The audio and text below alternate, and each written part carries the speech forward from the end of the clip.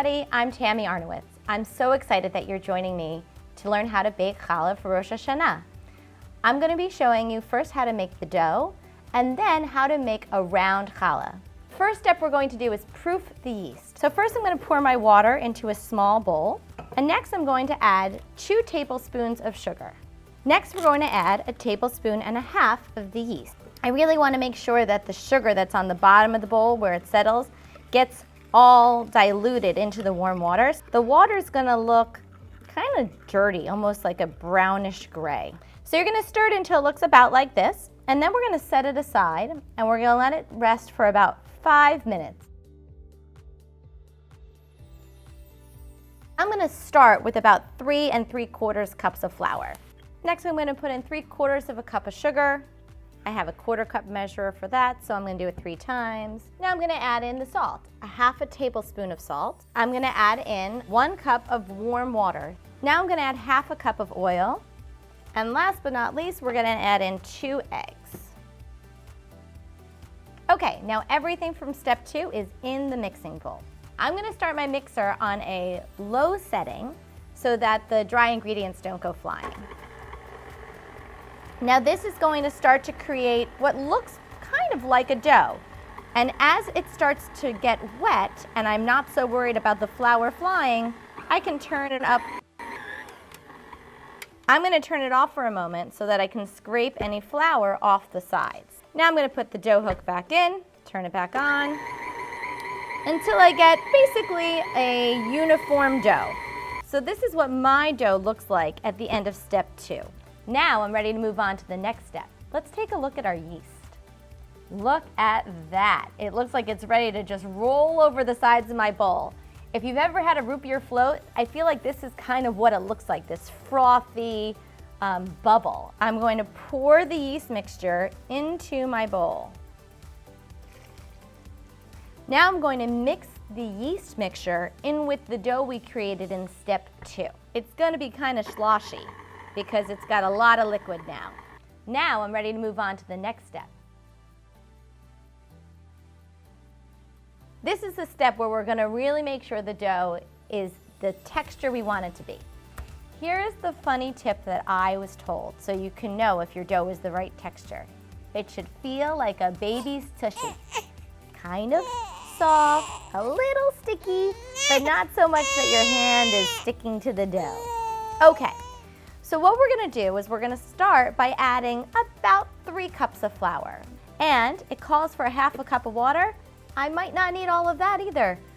And I'm going to turn it on a low setting. We got to give the mixer a few minutes to start to incorporate all of these ingredients.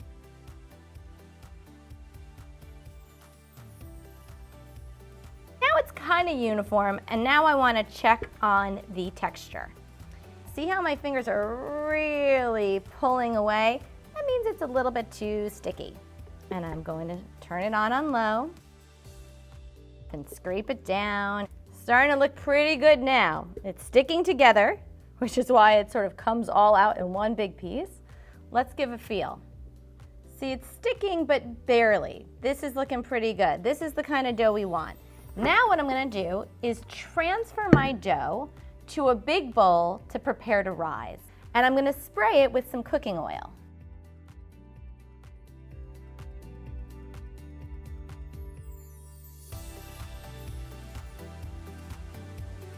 So, time has passed, and here is my dough that has gotten to rise. This is what it looks like now. I'm going to punch it down. If you make a larger dough than the one that I made, then you are commanded to say a bracha with it, and that is on the instructions that are sent out, the recipe. But even if you are not making a bracha, you still take challah. And there's a tradition that when you take challah, it's a moment, it's called an it ratzon. There's a moment where you can pause and perhaps wish for someone's healing or for blessing. It's one of these moments where you can just pause in what you're doing to connect with Hashem, to connect with God. So I'm going to pause for a moment. I have someone for whom I would like to say refuah shlema, a healing prayer.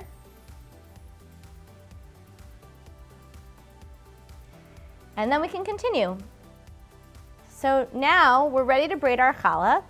You're going to want a smooth, clean surface for braiding.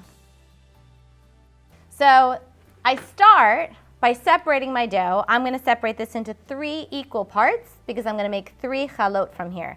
This is my favorite new tool. I know it looks like a pizza cutter, but I think of it as my challah dough cutter. So I'm going to divide this ball of dough into 7 sections.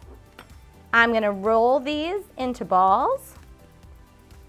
I'm going to take a circular pan, spray that circular pan with cooking spray, and then I'm going to place each one of these balls into the pan. It's going to look sort of like a flower, very pretty for Rosh Hashanah. The next way is really sort of a braid of sorts. We're going to start out by separating this next ball of dough into 4 equal sections. So I'm going to take each ball of dough, and I like to work from the center out, starting with the heels of my hands and rolling out. We're going to try and get it to be a pretty uniform strand, and it will spring back. That's the gluten in it. Strand 2. Strand 3. Ideally, you want them to be about the same size. So we've got 4 strands. We're going to set this up like a pound sign or a hashtag. Okay, so we're going to have 2 strands up and down and 2 going across. And when we put this one down, it's going to be over one side and under the other. I like to keep them pretty close together. And the second one that's going horizontal is going to do the reverse, over one side and under the other. This entire braid is based on just crossing one strand over the other and going around in a circle and then going the other way. So I'm going to start with the leftmost strand at the 12 o'clock space for me, my left, my 12 o'clock. And I'm going to put it over its neighbor. Now I have 3 on this side. I'm going to take the middle one and put it over its neighbor. I'm going to take the middle one and put it over its neighbor. I'm going to take the last one and put it over its neighbor. I'm now back at the top, and now I'm going to reverse it. I'm going to take the right one from 12 o'clock and put it over its neighbor. Take the middle one, put it over its neighbor. Take the middle one again, put it over its neighbor, and take the middle one again. Back to the top again. I'm going to do it again the other way.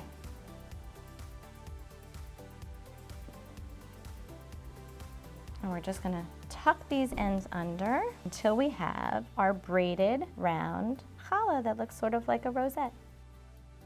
We are now going to do our 3rd Rosh Hashanah design. This one actually uses a rolling pin.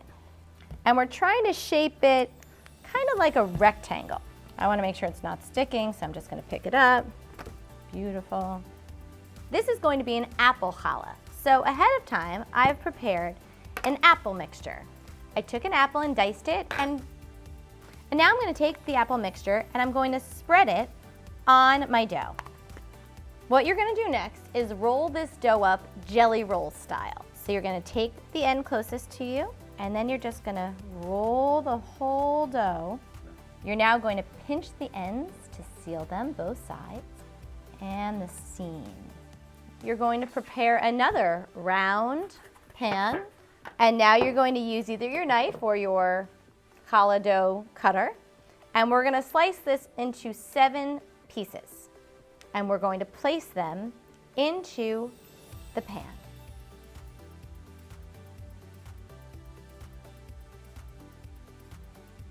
If you want to add some sort of topping, maybe cinnamon sugar, because on the holiday we often eat sweet things for a sweet new year.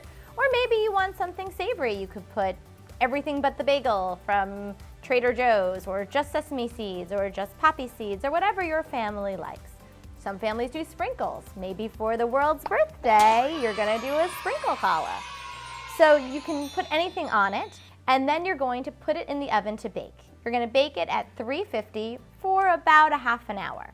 And it should sound hollow if you hit it on the bottom when you take it out. Now it might be hot, so be careful, but That's the sound you're going for. And the look is this golden brown color. At that point, the challah should smell delicious and it should be ready to come out of the oven. I want to wish you all a Shana Tova. May the coming year be sweet. May it bring us health, lots of good health and happiness. Shana Tova.